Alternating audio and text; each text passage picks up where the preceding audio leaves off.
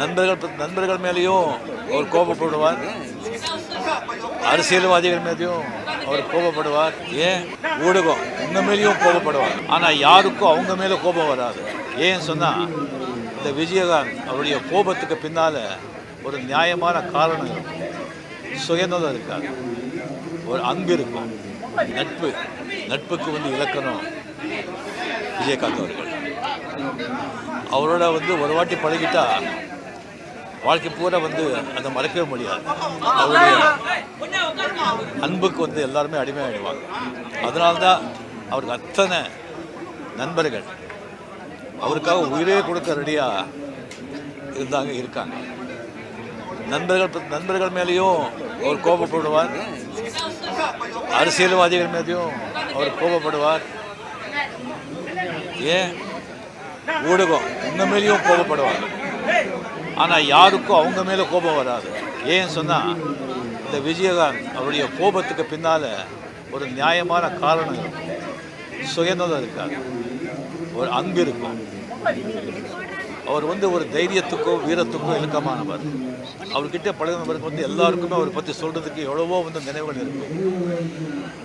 எனக்கு எவ்வளவோ இருக்கிறதுல ஒரு ரெண்டு முக்கியமானது. எனக்கு உடம்பு ரொம்ப சரியில்லாமல் ராமச்சந்திரா மெடிக்கல் ஹாஸ்பிட்டலில் நான் சுயநலம் இல்லாமல் அங்கே இருக்கும்போது நிறைய பேர், மீடியா, ரசிகர்கள், மக்கள் எல்லாருமே அங்கே ரொம்ப தொந்தரவாக இருந்தது, கண்ட்ரோலே பண்ண முடியல.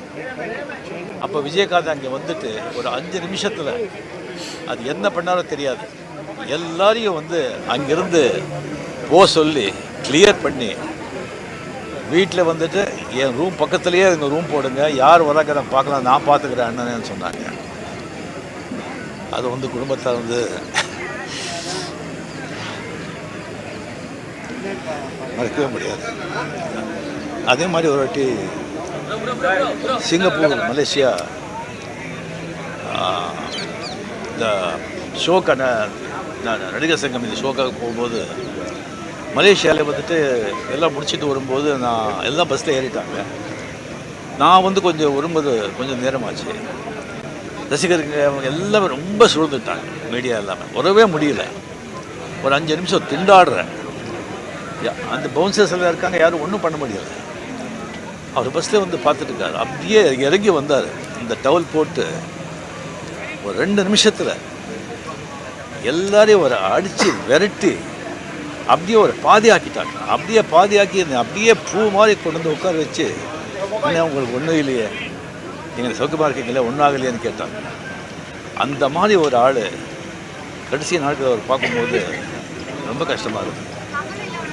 கேப்டன் அவருக்கு பொருத்தமான பேர். 71 பால், அவ்வளோதான்.